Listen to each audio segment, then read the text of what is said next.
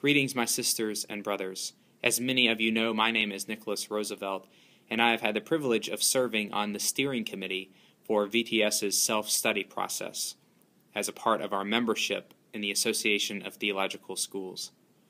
This association is a membership organization that accredits theological schools in the United States and Canada and commends to us a process of self-study once every 10 years.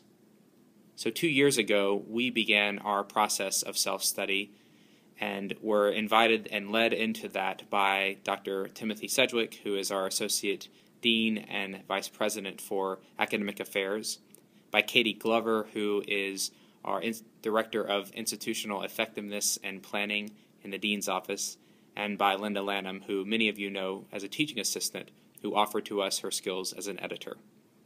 So this steering committee got together to form working groups that then went out to survey the life of the institution and to hear back and as far as how we are meeting our mission in the different areas of our institutional life and makeup.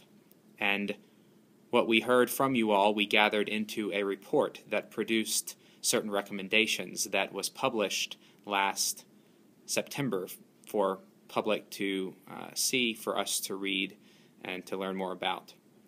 As we continue with that process, we welcome in the next few days a visiting team from the ATS, which will help us by observing our pattern of life and thinking with us whether the recommendations that we have pointed out to ourselves are indeed ones that will help us continue in the missional life of preparing leaders for the Episcopal Church and for the wider church.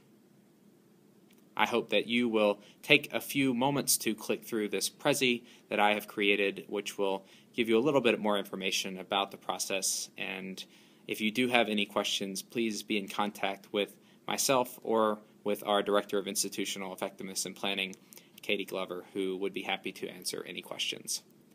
Thank you, everyone. Peace be with you, and blessings.